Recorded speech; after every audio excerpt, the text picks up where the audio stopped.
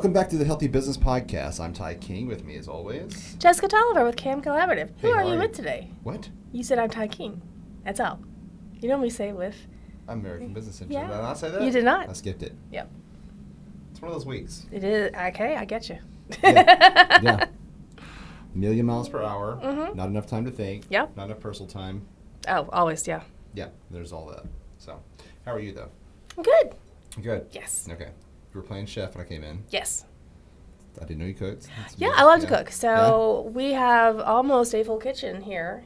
I've got crock pots, and then I've got the oven and the burners. And I mean, they're not ideal. Like, of course, I would love a chef's kitchen, but there's no reason to have one here. Yeah. But I can do just about anything. No? Yeah, made I soup. can do just about anything. Yeah, Good. I like that statement. Made soup yesterday, and I've made various types of meats, grilled. Because I have a little George Foreman grill, so I got a grill. Okay. And then so I can saute or bake or... Nice. Yeah, all the Love things. it. I super got into it back in the pandemic, where I didn't know hardly how to cook anything, eggs and stuff maybe. But then we started watching MasterChef and all those other shows. Got me super into it. I was going out buying the ingredients, stuff I'd never cooked with before, bok choy and things like that. Oh, man. And just went to town. And so now I love to cook. But the one thing I cannot make is rice. Really? The most simple thing. Yeah, it's not, no. But rice is very specific, very particular. So it depends on the kind of rice you cook, how you cook it. So that people think that all rice is the same, but it's not. Yeah. A sticky rice is going to be cooked a little bit differently than right. like more of a fluffy rice. Plus the grain of rice is going to change how it cooks. I'm always confused. Like, how much water am I supposed to put in here versus how many grains of rice? So the rule of thumb is 1 to 1/2. So if you have like a half a cup of rice, a cup of water. So that is going to generally get you, or a cup of liquid, is going to be very generally good most of the time. And then if you want to just kick it up a notch, you put some grease in at the end, or fat rather, so like butter or just something like that to give that, and then you stir that in before it's fluffy. Okay. So before it's completely cooked, and that gets it in, that actually helps to kind of just do its thing a little bit better. But if you just standard off the shelf, if you have to make a guess and you don't have any instructions anywhere, it's a zombie apocalypse. You come across this random bag of rice. It's a half a cup to a full cup of liquid. Clean liquid. It's Well, a zombie no. apocalypse. You know what I mean? You gotta Well, keep clean, things in. yeah. Yeah. Probably not Don't gonna get infected. Yeah, that'd be bad. I usually use broth or stock when I'm making mine, and then occasionally we'll throw in some seasonings, things like that. Got it. We should open a cooking podcast. We'll just start it right now. Okay, let's go. Burner out here. We'll just do the thing. Yes. We'll do the camera down view. I thought about it. That was almost my thing in the pod. If I had knew how to record a podcast during the pandemic, there would have been a cooking show. Just to cover all the bases. Well, so actually, I have this idea for a cooking book. Oh. It is like 101 things to do with wampum biscuits. You know the what? The biscuits that you get at the store, that are the cheap store brand, like the cans, and biscuits. you have to womp them to get them open. Oh, got you. Yeah. But not a name brand, like You're supposed to twist. It says on the package. Yes, but no, you womp them. You womp it instead. And then you get this weird piece of dough. There's lots of things you can do with that. Yeah. I get super creative, so I've done like bread braids, and I can do little hot pockets and all kinds of fun stuff. Very cool. So that was like a thing I wanted to do, but not really. Yeah. Speaking of your podcast, I got caught up watching your video when I came in. That's new, right? Yes. Well, I've had the videos. I just didn't have them playing because that took a skill that I apparently had to look up myself. I like it. It's very good. Thank you. I was like, oh, this is interesting. I got to the part, I laughed because it got to a part you were like, and we have a full studio. You can come and record, and we make all your things. You were like, I wanted to open a studio because I wanted to. I was like, that's it. I just wanted to. Honestly, I get intimidated when I go out into the world and people are like, I know what I'm doing. I'm thinking, I don't. Yeah. And something like this, it was just fortuitous that we were able to get together and make it happen. Right. So I'm very happy. There you go. So I brought up something else I was already thinking about anyway, which is good for a subject for this, right? Which is how to talk about your business in front of a camera. Because we recently got in front of a camera and filmed a little promo thing for American Business Engine, and so Pete came in and filmed us and did all this stuff. But so it looks good. It looks really nice. Our performance, like I don't know, it's like you get to a point where like this stuff because you do it every day, right? You know what you do. You know how to do it very well. You've been doing it for years. And that's where we're at, where it's like, okay, just hand me a computer and I'll show you. I don't really want to have to sit here and try to explain it to you in layman's terms because there's a lot of technical stuff, and sometimes, you know, especially in marketing businesses like to throw out these bullcrap terms like results, and they're so incredibly vague. If they can make up some letters and shove them together and tell you it's important. Oh yeah, for sure. Yeah. So there's so much of that, and the word synergy is used a lot. I hate that word. I know. I was reading some LinkedIn profiles for a completely different reason, and I'm reading them like they all read the same book. Oh like, all these different industries, but they're just saying all these buzzwords are just flying at you. I'm like, okay. I'm sorry, I interrupted. No, there's classes on that that'll teach you that. Here are the keywords you need to use in your resume, and so. But when everybody uses them, you don't stand out. The whole point is to stand out. But if everybody's in a sea of blue using the same synergy word, you're just one of the crowd. But this guy's published. You know what I mean? He published a book on this of what keywords I should use. That's how he got his money, was publishing a book telling you what to do. You paid him for that. Yeah, for sure. That's not to say that the guys that put at the books are wrong. Most of them are. Yeah, some of them are wrong, but not all of them are wrong. Here's my tell-all story. You know what I mean? You write your biography, you put it out. I saw that yesterday. It was a comedy video. They were sort of making fun of like the attorneys and stuff that were putting out, like, you know, they'll get on CNN and talk about here's a new book I just put out there, when it's an attorney that's been like notoriously, you know, gotten involved with all kinds of, you know, trashy things, but they're bringing somebody else down with them. And this is why you should read my book, because I've got all this dirt on these senators and mayors. This is what we did when we went out and partied. You know what I mean? And then half the time it's a disappointment. They'll leave it like, oh yeah, I was with some guy with gray hair. You know him. And that was it. That was of yesteryear. I mean, I guess now I don't follow books as much. I'm busy. I follow books. I don't. I decided that I don't really care about biographies. I really don't care about any of that. I'm just trying to chug along. I am listening to a really cool podcast about history. I do like that.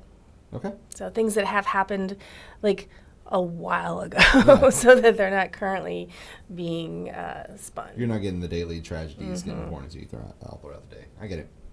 So you're very good at like speaking in front of a camera. I don't think that was scripted, right? The videos. No. You just got up there, and you just like you do here. I ask you a question. I never tell you what we're talking about beforehand. No, that's fine. But you have something very informative to say, and you have a continuous thought all the way through, and there's no breaks, no uhs and ums. All right? There's some. I hear them all. I guess I just miss it. But so I don't know. What is your advice for people who are like, because eventually you're going to have to, if you're running any kind of business of any type nowadays, right? Most people, not all, it's surprisingly, most people have some sort of online presence, and of course, you know, video is the content, you know, king.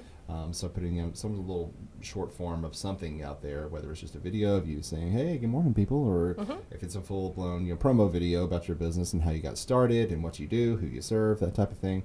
So, what are some tips that you have for people that are getting in front of a camera to talk about themselves? The best tip I can have is it's a marketing tip, but it also works really great for video or any type of recording. It is to talk to a person. Even if you're alone in the room and you're just talking to the camera, imagine a person in your head. Imagine a actual person that you know or that you've met, that you've had some interaction with, so you can anticipate what their reactions are going to be, and or have a real life person, either way. But talk to that one person. Don't try to sell to the camera, and don't try to pitch. You're not on stage, because you want to seem very relaxed and normal when you're being recorded. So I'm talking to you right now. Very casual. I'm not even thinking about the fact that it's being recorded. If I'm being recorded, I'm like, "Hi, I'm Jessica." I mean, that's how it comes across. Yeah. So when you're doing that, have either your focal point, and in yoga we call it your drishti, the one point that you can just fall into, or a person, and it can be a child, just someone you can interact with, and then tell them what you want them to know. And then by that virtue, you're going to tell the audience. Yeah, for sure. And so for some, that's debilitating, because they're like, "Oh, I'm speaking to a lot of people." Like, even though you're just looking at the glass, you know, lens, you know, like in your mind, you're in front of a huge crowd, and you're telling everybody about this stuff. And so for some, change your mindset. You're talking to one person. Yeah. And there might be other people around, but you're trying to get your point across to one person. You have that ideal person that's going to be listening to you, and that's who you're talking to, whether it be someone that you're trying to educate about your product, someone that you're trying to educate about yourself. You know, Right. every time you're speaking, you're educating about something that's in your head. So whoever that person is, and it can be different for every idea, have a person in your mind that you can talk to that doesn't scare you, that you want to convey your information to. If you want to come across as happy, you know, don't put that person in your head being someone you don't like. Or don't let someone be in front of you that you don't like. Or imagine them as someone different. But really focus, instead of focusing on the recording or the people or the audience who might be listening to you, any of that, think about one person that you're talking to. Good advice. I like that. So something that Pete did that I liked was that he filmed us 3 different times. Mm-hmm. Like when you get up there, there's a dead-on shot. There's like a little quarter to the side shot, and then all the way to the left, and then full like upper body shot. So I'm repeating the same information, but I'm getting better as I'm talking about it. You know, so I've got my first, got my second, got my third, and there's bits and pieces where I'm like, well, this was better in the first time we did it than this part was in the third. And so being able to take those, dice them up, and split them into, you know, a cohesive video where I'm actually seem like I'm actually know what I'm talking about, you know. Well, that video that was out there, it's 6 or 8 videos, and it was one continuous shot. It was just broken up. Yeah. So ideally, you want to do it like Pete did, where you record it Right. 3 different times, because then you get 3 takes. Yeah. Some people will do, like with our podcast, we could set up other cameras. I actually looked at that, benefits versus not. It was a lot more work to do the recording or to do the editing, so I thought, well, it's something I'll put on for later. But you can have all of them going simultaneously, but then you only get 1 take. So if you mispronounce some important person's name or something, you only got 1 shot at it. Whereas if you have the 3 different recordings, then you're going to change your answer. Yeah. If you try to go by a script, then you are going to sound really pushed and really forced and insincere and disingenuous. But if you are responding to the same question, naturally, you're going to have some variations, and that's where those really good gems are found. Okay. That's good. That's good advice. What about what makes you different? Like, if you're you're a commercial construction company, right? And so there are quite a few of those. How do you discern between any of them? It's usually based on word of mouth, you know what I mean? If somebody recommends that person over the other. But what if they have a hook or something that makes them a little bit different from the others? How do they hone, should that be included in the video, or should they be trying to appeal to the masses? Include anything you're passionate about.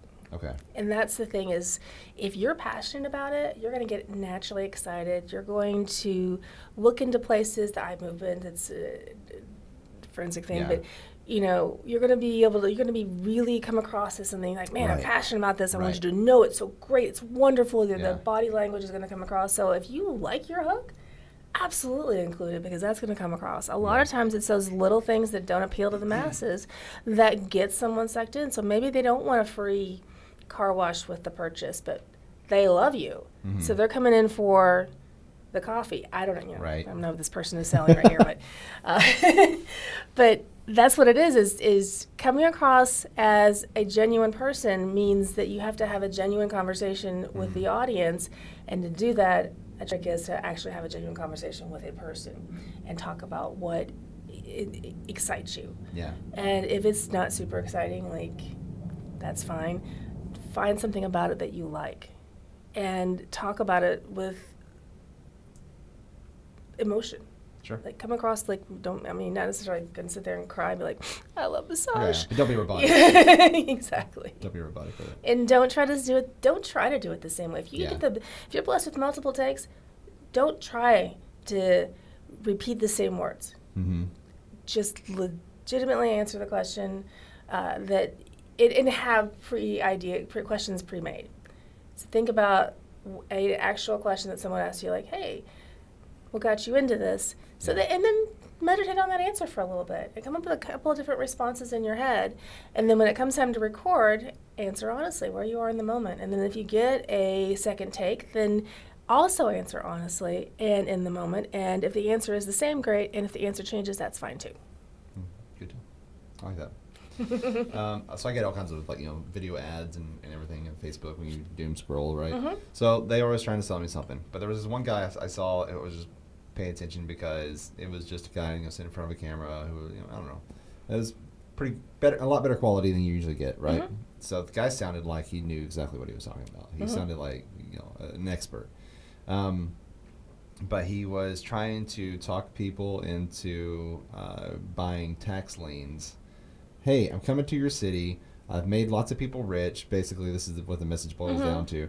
By buying tax liens. And this is why you should do it. I'm come host a free workshop. And then he goes into the details of like why it's important to do this and why this is a great opportunity. But like every time he was naming something off, his eyes would dart off camera and he would look off in a corner. And I was like, oh man, like if I would just close my eyes. He's got a teleprompter, yeah. Yeah, it was that, yeah. And I was like, if I just close my eyes, it sounds like, wow, okay, you're really selling me on this, But if I'm watching the body language on camera, I'm like, I don't think you really believe this, and this seems like a scam. Mm-hmm. Yeah. Well, if you look at old movies, for example, the acting was horrendous. And it wasn't exactly because these people had less personality or anything that is much different from who we are today. It's just we've learned so much more about deception. Sure. And people that aren't really good at deception, aka non-actors, are going to come across very insincere, unknowledgeable, and things of that nature in something. One of the things that you can learn is if you are agreeing with someone or you're saying something you believe in, you're going to be like, this is the best thing ever. But if I say, this is the best thing ever, are you going to be as believing of me? And a lot of those things we don't even think about. And that's one of the things that's different between old acting and new acting is we think about those now. We think about those subtle things. Like if I'm looking above here, I'm trying to think about truth. But if I'm looking over here, I'm kind of trying to think about fabrication. Right. And we don't know those things until we learn them. And in which case, they're a little tell. It's like a poker tell. For sure. And people pick up on it. Even if they don't know it, they'll pick up on it. I used to love this show. It's called Lie to Me. You ever seen that? Oh, yeah. Oh, my God. Love that show. I think about that all the time when I'm watching people give their pitches and stuff, and I'm, like, looking for the little things, the tapping of the fingers or, like, twisting their ankle whenever they're talking. Bottom left, right? That's where you look whenever you're lying? Yeah. So, people are... We naturally go to certain places because of the way our brain is made. Like, physically things are in certain places, so when something needs to fire, it automatically does certain things. Now, we have the ability to overcome that. Which is great for good actors because then they make us believe that they're really in love with that person or whatever it is they're trying to convey to us. But most of us who are out here doing our thing aren't great actors. So don't try. Don't try to be something you're not. Love what you do, and if you don't love what you do, love what you're talking about. There has to be some reason you're doing that. If you're sitting there talking about a bowl of oatmeal and you just are allergic and you can't handle it, but you're there and you're getting paid for whatever reason, then think about something you do like. Imagine it's something different. Yeah. In your mind, change it up so that you can be passionate about what you're talking about. It's hilarious because like a lot of actors when they first try to they move out to LA and they try to get into movies and everything, they usually have to start off with like some commercial for some hemorrhoid cream or something. Right. It's like this is probably not what you had imagined, but we need you to really get into this. Like you enjoy this hemorrhoid cream a lot. Some of those commercials, I love the Summer's Eve commercials where the mom and daughter are like, you ever get that not so fresh feeling? I'm like, that is not a conversation anyone has ever had in the garden ever. Yeah, ever. Nobody talks about this. When you do, you're like, you huddle around the fire and you and, 12 of your tribe are going to like, this is what happens, ladies. And, it's not, commercials are funny like that. So I guess speech-wise, I know you believe in like Toastmasters to help you get the uhs and ums out, which I do quite frequently. Just then, you see that one? I threw one out there. I'm forgiving. Yeah. So what are some tips for like just speaking straight, continuous thought, not getting caught up in your head? Because I think that's what happens a lot of times, right? So we think about our answers, and then we try to formulate as we're going along, but then we realize like 3 or 4 words ahead of what we're saying, oh, they might not understand that. Oh, this might not affect them the way I want to. And then you try to pivot, and then you end up going, like you get stuck. So when it comes to things like that, dramatic pause. Do the dramatic pause. Do the transitions that aren't necessary. Those moments of thought. If I'm trying to think about something, I might touch you. That's going to distract you from my words for just a moment. Sure. So if I slow down, you're not going to notice it as quickly. Now, people on TV, they would probably notice it. But there's also just any type of physical, just change the environment and pause. By changing the environment, it doesn't look like you're looking for words. It just looks like the environment changed. So moving my hands up here, putting my hands in front of me, changing my body position in some way is a little distracting to the brain, but not enough to where people will get way distracted, like don't flap your arms and act like you're going to fly away. That's very distracting. We want a little distracting. They won't notice that pause. Yeah. And then get comfortable having a pause. Part of the reason people miscommunicate is they're plowing through their idea because they want to get it out there. And you have to be okay with someone not listening to you. Right. If you're having a conversation and this person will not let you get a word in edgewise, let them. Let them not hear what you have to say because they're the ones that are missing out on the information you have to provide. And there are so many times with my friends, we'll be talking, they'll interrupt me, and I'll just let them. Yeah. And then they realize, well, what about the thing? You decided your words were more important, so I let you have them. And they realize that, oh, I just did that. But so don't try to dominate the conversation. Don't try to force the words out. If you need a pause, take a pause. Just add some type of distraction with it, some type of body language. It's going to pause. Just distract the environment for just a moment and take it. Keep your thoughts in order. And when you start going off into a different direction, stop yourself. I'm getting off track. Let me finish. I have a funny story that I think is funny. No one else does, but I'm going to share it anyway. Years and years ago when I was young and we were with my cousin and we were bar hopping or something, we went to this one bar and my cousin loves clothes. She's one of those people that like clothes and things. I'm not. So we finished up at the bar and we were met up at these tables right before the exit. We're sitting there waiting for everyone there's 8 of us or something. And my cousin is just lit. She's had all the alcohol, and she is just didn't remember a thing. And we're sitting there, and a girl walks by, and she's like, "Oh my God, I love your shoes." And the girl comes over, she's like, "Thank you, blah, blah, blah." And then my cousin starts going into a story and hanging on to her. I mean, physically touching her, not in a bad way, but that lovey drunk type way. Right. And laughing, and they're carrying on, and she's being, because that's not the shoes. Yeah. And then she keep going, and then, it's not the shoes. So now whenever, in my home life, whenever we get distracted like that, we're like, that's not the shoes. It's a reminder to go back to your original thought. Maybe not add that to your speech or add that to your recording, but in your mind, find something, some type of trigger that you can give to yourself saying, I'm going off track. I can come back to this later. Let's keep our thought, keep our point. Because we can leave a conversation having made one good point and be successful as opposed to leaving a conversation making 13 kind of sort of thought about making a point and then having nothing to show for it. For sure. You're talking about body language and like while you're talking, and so it reminded me that I used to know a guy who, in order to give his pitch, he was bad at like doing like the straight elevator pitch or like telling you a story straight out without a lot of caveats and deviating into all these side roads. And so his brother was a magician, so he learned a lot of close-up magic. And so like with lots of cards and the sleight of hand stuff. Yeah, sleight of hand, making the handkerchief disappear and stuff in the hands and stuff like that. And so he would do that. He learned how to do that to distract people while he was talking about his business. And so he was doing all the magic and stuff, and people were of course paying attention to that while he was talking. But it was a way for him to overcome it, and in the end it was entertaining, and people didn't forget that. You know what I mean? But did they remember who he was? I hope so. I don't know. I remembered him just now. But do you remember what he sold? Do you remember? I know.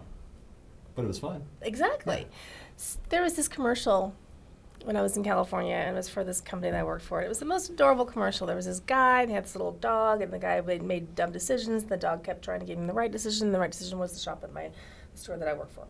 And everyone loved the commercials. But they did a focus group like they do.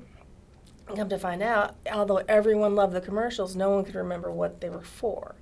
Everyone looked forward to seeing the little dog. I loved the little dog. It was so cute. It was very well made, and it was a cute little story. But people couldn't remember, and they kind of remembered what the plot of each little commercial was, but it wasn't so much so that they remembered the company. So it was just, all I knew was I need a new remote control. Yeah. So they go to wherever they could think of because it wasn't, that company wasn't coming to mind. Yes. So that happens all the time. Like I'll sit there watching like TV on Hulu or something like that, and the commercials will come on. And then, Terry will be like, what was that even about? I don't even understand. What were they trying to sell? It's like, I have no idea. Sometimes I wonder, the two little people in the separate bathtubs on the overlook for male enhancement, or like Cialis and that type of stuff. Like, yeah. Who thought, hey, infinity pools and but they're in separate pools. I mean, it doesn't make sense. Yeah, I know. Like, okay, that's weird, but okay. But we all know that, and when you see two old people in the bathroom, one of them, the dude's got his pill. Does it work for him? I have no idea. I've never tried to make these. They seem happy, but they seem happy. Like, I don't know, somebody, they have a marketing team that came up with this commercial, pitched it to a board of people. They all approved it, and then they filmed it, showed it, and they were like, yeah, that's good. Let's put it out there. So good. Let's get two different old people, and let's put them in different bathtubs with a different scene. Okay. Yeah. It's like, all right, sure. Yeah, that's the thing. That's the thing. You need to make sure that you are somehow branding yourself and not just branding the distraction. Right. That can be, well, to your point, you remember the guy, you remember what he did. It was really cool, but what did he sell? And going back to like the video, form of talking about your business, where it's pre-recorded, you don't really have to worry about the uhs and ums. You can always take those out and put a layover on top of it. Yeah. But I think the short form videos are really pushing us to have to condense our ideas down. I think that's good for businesses. Like YouTube Shorts, they can only be 60 seconds long. And same thing for Reels on Facebook and Instagram and. Of course, TikTok, you can go up to 3 minutes, but it's better to stay within a minute range. But sort of forces you to get your idea out there and quick. Don't tell me these other stories where I'm like... Well, that's the beauty of being able to tell a story within a story. So you're pitching your idea, but at the same time, you're keeping the audience focused on your video for 30 to 60 seconds by what else is going on. If you just have a face in the camera... They're going to look at her, and then they're going to look up her nose, and then they're going to start trying to see what's behind her, and that's actually going to be more distracting, even though it's just the one thing. I actually did sit down that I watched it on TV years and years ago. And see, there's a balance between having other things going, having the magic trick, and being too focused, because both are distracting from the actual point at hand. Sure. Yeah, giving enough time to breathe in between. But that's why, most of the videos of shorts and especially on TikTok, they get so many plays because you don't catch the full idea the first time you went through it, or they intentionally leave a hook at the end where it's like, what, and it changes the context of everything they just talked, and so you have to watch it over again. I hate the ones that are on there. Do you ever? I know you don't get on social media very much, but. Do you ever go through some of the reels and you'll catch the videos on YouTube? I've seen them, yeah. Or on Facebook? Okay. So a lot of them will be like, watch this, watch all the way to the end. And it's like, I don't know, a bird landing on a sidewalk and then it flies away. And then the very end of it, did you catch it? That was weird. And you're like, what? And so you have to watch it again so that you can be like, what are they looking at? And you just keep watching. That is a very psychological trick that they do. And once you dissect that, you can choose to ignore it. So when I feel myself getting sold to, turn me off right away. I'm like, nope, not doing it, You're not going to get that from me, not happening. And I believe I'm probably an outlier. So I'm not anyone's target audience, because if I start feeling sold to, I will run. I don't like I feel like it's a form of trickery sometimes, and it's not, because generally speaking, people that are trying to sell things believe in their product. And if I have a need and they have a product, why can't we get together? And that's how it should work. Right. And then I've gone to the extreme of, well, they're trying to sell me something that maybe I don't want it.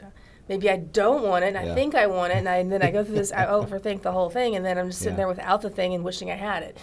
But I lost it. It was only 30 minutes left, and now I'm gone. But I do think I'm an overthinking outlier. Okay. Most people are like, yeah, I'm going to go watch it again. I think we need to document the next time you buy a car, where you're going to the car lot and how you deal with the salesman there. Well, this would be hilarious. She hates being sold to, and she's going to go buy a car from the Oh, yeah, I biggest know what I salesman in the do. world. I make the decision. I walk in, I say, I want that one. They're like, do you want to test drive it? Nope. Yep. Do you want to do this? Nope. That's it. Nope. No. I want you to bring the paperwork, and I'm going to buy this car. If any additional questions are required, I make my husband do it. I'm like, it's not that I can. Yeah. I just can't stand to be in the same room with that Right. guy. You can hold money from them and be like, this is walking out with me if you ask any more questions. Right. They'll be like, all right, let's sign the paperwork here. Yeah. I've done that. Yeah. I am not a very good. I'm a terrible example of what a good customer is. I come in, I want the thing. They're like, would you like to do it? No. Would you like to do? I'm out. Stop adding things and giving these packages of gold and silver and bronze and all that. I am not going to do. So I hate it. I'm kind of gullible too at the same time, which is kind of sucks. Which is part of the reason I'm so on edge. If I notice it, obviously. Oh, so you have to shut it down. Yeah. Otherwise, or else they might sell it to you. I might have all of the things at the house that I don't need. I already have all the things. I don't need any more things. Right. Well, I have my fake eyelashes, right? Okay, I guess, yeah. Yeah, they are. And I was on Amazon shopping for hangers for up here. And Shopping it says, for hangers? yeah, I want some hangers to hang up some of the robes and stuff. Okay. So between we wash them and hang them up. Yeah. And I thought, that's cool. I'm gonna get some hangers. I hit go to cart. It says, you know what you might like? Since you bought these hangers, you need fake eyelashes. I'm like, yes, I do. And now I have them, and it worked out. However, I have to be on guard on things like that so that I don't end up with other bizarre thing, a waving cat or something. Right. So particularly online, that's what you're talking about? So That's mostly where I shop. Well, now, when I go into stores, I have to touch things. Very aesthetic. And if I touch it, I'm good. If I don't touch it, I covet it. So if I see this cup, I'm like, yeah, that's cute, and I can walk on. But if I walk past it and I don't touch it, I'm like, just trying to check it out, wishing I could touch it, and then I start thinking, man, I want that. So wow. I know I'm easily sold to, so that's why I have to not buy things. So how does it work when you go to a museum? I walk like this just because You I don't. can't touch. I Don't can't. touch that. Do Don't not touch touch. that. No. No. One time I was at a museum and I wasn't touching anything. Uh-huh. It was one of those art things that went from the wall to the floor and then came out to the floor. And they had a barrier that tells you where the end was. Yeah. And I walked up to the edge, like you're allowed to because it's the barrier, you can't go past it. And I was looking and I pointed at something with the person I was with. Well, apparently that was the signal that I was going to cross the barrier because then like 2 security guards came out and just stood like Secret Service agents behind me and followed us the rest of the entire museum. They didn't say anything? They just started following you? Yeah. That's weird. And I wasn't even close. I was literally 6 foot from the exhibit, but it had fallen into the floor, and I just pointed, and they took that poorly. That's far enough, ma'am. Yeah. Well, scarred me for life. So now I'm like, don't touch it. Like, you need to open the door. I'm not doing it. It's my museum straitjacket I wear when I go. That's awesome. Well, any other tips you want to give about speaking about your business in front of video? What's good practice? Should they start a podcast so they can start talking about it? Podcast is good. Yeah. Podcast is good. Teaching. Okay. Go to some networking events and teach some people about your business and get used to talking about it and get okay with that. Mm-hmm. It's hard to talk about our businesses because they're a part of us. And if we put it out there, then people might call our baby ugly. And that hurts our feelings. So we're like, if no one sees my baby, they can't call it ugly. Right. And if they do call it ugly, I won't be there, so it's fine. And you have to be okay with hearing it because that's how you grow. When you go out and someone says, well, if you did something different, you'd be better. That's how you find out new tips and information that you're not necessarily going to get anywhere else. And but it takes that willingness to have someone insult you a little bit. Right. I mean, even though it's not meant to be an insult, but it feels that way. When someone says, oh, you picked a blue logo, you're like, oh my God, that was the worst thing ever. I hate myself now. It's because it's your baby. You don't want people to call your baby ugly. Oh, right. Well, going back to what we've talked about over and over and over, sometimes you can be so in love with an idea about your business that you're really just marketing to yourself rather than marketing to the people you want to sell to. Right. And so you're not willing to let that go, too. I told a friend of mine, I want to win the lottery and get enough money to where I can open a restaurant that doesn't have to make a profit, and the menu can change daily. There you go. That's my goal. A profitless cooking business would be so much fun. Profitless cooking business. Yes. I want to have a restaurant that does not. Now, hopefully it makes a profit. That'd be great. I'm not willing to put enough effort, energy into a restaurant to make it profitable. Got you. Yeah, I've seen Cooking Nightmares. Not going there. Yeah, for sure. yeah, I would never want to own a restaurant, or I don't know. There's a few things I wouldn't want to do, you know. I mean, I would love a commercial kitchen. Yeah. I just Screen printers. That's another thing I would not ever want to. My adventures in screen printing. It was fun to make our own, you know, make t-shirts, right? It was fun for us because I didn't have to have them exactly perfect, and like I kind of like it that they're all original, every single one. So, but if you got an order from somebody that wanted shirts that were exactly the same, I couldn't do it, and like that's such a headache. Like you would have to pay me a lot of money to be able to do that. Yeah. So, anyway, I appreciate you giving us tips on how to speak about your business in front of a camera. You're welcome. While you're in front of a camera. Right, I'm in front of the camera. Yes. I don't take compliments very well. I'm like, okay, back at you. Yeah, I'm the same way. But I was like, you're always very good about speaking about anything. I could just give you a subject and like you're gonna come off the cuff and tell me some good point, and I'm like, okay, I did not expect that. You know what I mean? I thought I was gonna throw you off. But you speak, continuously with one clear thought, and I'm not like that. So it's called I'm working balance. on it. Yeah, it is called balance, for sure. Yeah. Yep. All right. Well, if you are a video watcher, you can find us on all of their podcast catching platforms. And if you're an audio listener, you can catch us on YouTube. Search for the Healthy Business Podcast. We have a Patreon at patreon.com/Healthy Business Podcast. And of course, you can go to our website, Healthy Business Podcast. You can do socials. There's so much, you know what I mean? I just need like a rolling credits at the end of actually a lot of people do that. Wherever you like to go consume your online content, we're probably there. Right. Like and share. Exactly. We like the likes, we like the shares and subscribes and all the things you're supposed to be doing and commenting and telling us what you want to hear about. Absolutely. And write to us, whatever you want to do. Mm-hmm. Make a banner and just hang it from a building or something like that. I would like that. Like across the street, the tower over there, if somebody just like hung down something that was just a question.